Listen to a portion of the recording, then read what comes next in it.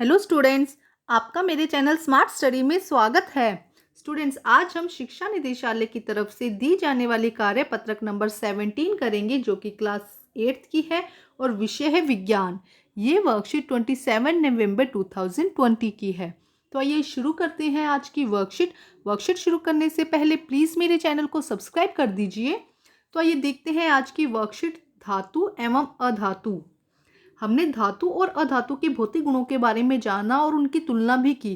बेटा, पिछली वर्कशीट में हम धातु और अधातु के भौतिक गुणों के बारे में हमने जाना था और उनकी तुलना भी की थी।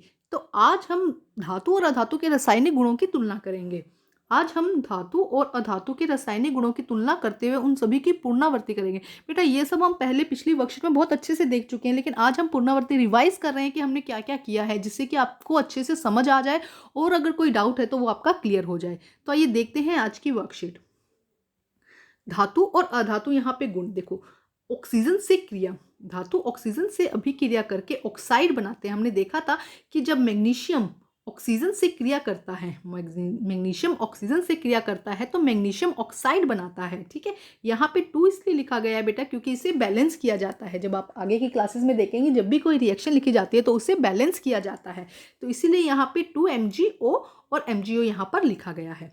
तो यहाँ पे ये बात याद रखिएगा कि जब धातुओं की ऑक्सीजन से क्रिया कराई तो क्या बना, धातु ऑक्साइड बना। ठीक है, इसी तरह से जब अधातु की ऑक्सीजन से क्रिया कराई जाती है तब भी अधातु ऑक्साइड बनता है। क्या देखो, दोनों तरफ क्या बन रहा है, धातु ऑक्साइड और अधातु ऑक्साइड। याद रखिएगा, जब भी ऑक्सीजन से क्रिया कराई जाएगी तो क्या बनेगा, ऑक्सीजन से क्या बना, ऑक्साइड। तो धातु हो तो धातु ऑक्साइड और अधातु हो तो अधातु ऑक्साइड। तो जब एस की क्रिया, सल्फर की क्रिया ऑक्सीजन से करवाएंगे तो सल्फर डाई ऑक्साइड। और ये डाई क्यों यूज होता है, जब नंबर 2 है तो हम इसके लिए डाई यूज करते हैं, तो सल्फर डाई ऑक्साइड। ठीक है, नेक्स्ट देखते हैं। जो धातु के ऑक्साइड बने हैं ना, उनकी प्रकृति देखते हैं। धातु की ऑक्साइड की प्रकृति क्षारीय होती है। ये क्या करती है, धातु का जो ऑक्साइड बना है उसकी प्रकृति कैसी है, क्षारीय होती है। जैसे कि MgO, ये ऑक्साइड बने जितने भी, ये क्या है, क्षारीय प्रकृति के होते हैं। ये क्या करते हैं, लाल लिटमस को नीला कर देते हैं। हमने पिछली वर्कशीट में समझा था इसको बेटा। ये क्या करते हैं, लाल लिटमस पेपर को नीला कर देते हैं। जैसे कि देखो, MgO की क्रिया जब किससे करवाई जाती है, ऑक्साइड H2O के साथ में क्रिया करवाई जाती है और लिटमस पेपर से जब चेक किया जाता है, जलीय विलयन में होता है बेटा ये, जब जलीय विलयन में इसको चेक किया जाता है तो ये क्या करता है, लाल लिटमस पेपर को नीला कर देता है और क्या बनाता है, MgOH की होल ट्वाइस। ठीक है, ये बनाता है। तो अभी को आपको ये समझना जरूरी है कि इसकी प्रकृति कैसी होती है। धातु की प्रकृति, धातु के ऑक्साइड की प्रकृति क्षारीय होती है क्योंकि यह लाल लिटमस को नीला कर देती है। इसी तरह अधातु ऑक्साइड की प्रकृति अम्लीय होती है। जो SO2 बना, इसकी प्रकृति कैसी होगी, अम्लीय। ये क्या करते हैं, नीले लिटमस को लाल कर देती है। ये क्या करती है, नीले लिटमस पत्र को लाल कर देती है। नेक्स्ट देखते हैं हम कि जल के साथ अभिक्रिया। धातुएं जल से अभिक्रिया करके धातु हाइड्रोक्साइड और हाइड्रोजन गैस बनाती है।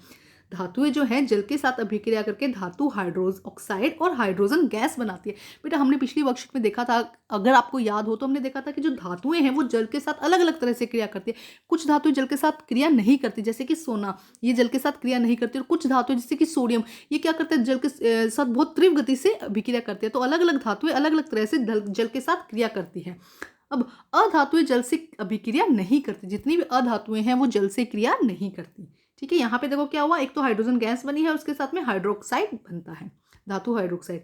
अब अम्लों के साथ क्रिया, धातुओं की अम्लों के साथ क्रिया करवाई जाती है। मानो कि धातु ली हमने Na, उसकी हमने HCl के साथ में क्रिया करवाई। धातुओं की अम्लों से विक्रिया करने पर एक तो लवण बनता है और हाइड्रोजन गैस बनती है। याद करना पड़ेगा बेटा इसको थोड़ा सा समझ के कि जब भी धातु की क्रिया किसके साथ करवाई जाती है, अम्ल के साथ में करवाई जाती है, तो क्या बनता है, एक तो बनता है आपका लवण बनता है, जैसे कि NaCl। यहाँ पे देखो समझाने के लिए हम लिखते हैं NaCl बनेगा और यहाँ बनेगी हाइड्रोजन गैस। ठीक है, तो यहाँ पे ये 2, यहाँ पे ये 2। अब देख समझते हैं कि कैसे हुआ ये।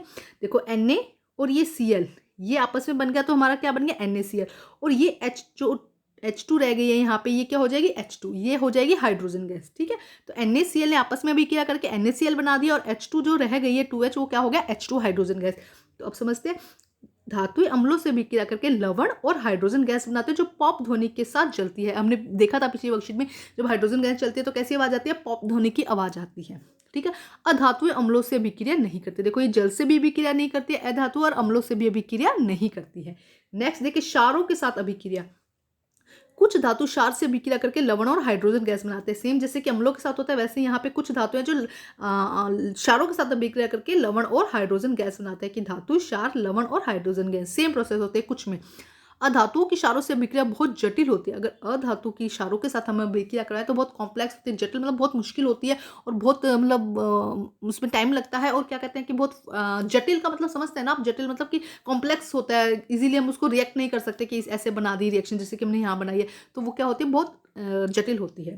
तो यहाँ पे हमने बहुत चीज़ें सीखी है, बहुत चीज़ें दोबारा से रिवाइज करी है, तो आपको अब अच्छे से समझ में आ गया होगा। एक बात आप ध्यान रखिए कि हाइड्रोजन गैस कैसी आवाज के साथ में आता है, पॉप ध्वनि के साथ में रिलीज होता है। ठीक है, अब देखते हैं इसके क्वेश्चन से। विस्थापन अभिक्रिया, फर्स्ट हम देखते हैं विस्थापन अभिक्रिया। हमने पढ़ा था पिछले वर्कशीट में, जब किसी अधिक अभिक्रियाशील धातु को कम क्रियाशील धातु के साथ जलीय विलयन में रखा जाता है, तब अधिक अभिक्रियाशील धातु कम अभिक्रियाशील धातु के जलीय विलयन में उसे विस्थापित कर देती है। जैसे कि जिंक कॉपर सल्फेट के जलीय विलयन में रखने पर कॉपर को विस्थापित कर देता है। हमने देखा था कि CuSO4 का सॉल्यूशन लिया था हमने, उसमें हमने Zn डाला था, है ना, याद हो गया आपको रिएक्शन। तो Zn क्या है, ज़्यादा ताकतवर है, ये समझो कि ज़्यादा अभिक्रियाशीलता है इसके अंदर। ये क्या करता है, इसमें जो अभिक्रिया करने की पावर है वो ज़्यादा है। तो Zn क्या करता है, Zn और SO4 बना देता है, यहाँ से CO को निकाल देता है। ठीक है, देखिए ये बात समझिए, क्या किया इसने, CO को यहाँ से निकाल दिया और खुद इसने ZnSO4 के साथ रिएक्शन करके ZnSO4 बना दिया। हमने देखा था कि Zn की जो पावर है सबसे ज़्यादा है, उसके बाद किसकी है, Fe की है, और Fe से सबसे कम किसमें है, CO में। इस तरह का रिएक्शन हमने बनाया था, क्वेश्चन भी था इस तरह का ना, कि सबसे ज़्यादा पावर किसमें है, Zn क्या करता है, दूसरी धातु को जो कम क्रियाशील धातु है उसको अपनी जगह से हटा देता है और खुद वहाँ जाकर बैठ जाता है। एक्चुअल में ऐसा ही होता है ना, जो पावरफुल होता है वो बढ़ जाता है और साइड वालों को जो कम पावरफुल है उसको साइड में कर देता है। तो यहाँ पे इसने क्या, Zn ज़्यादा पावरफुल था, इसने CO को हटाकर अलग कर दिया और खुद उसकी जगह अपने जो SO4 का आसन था उस पर बैठ गया।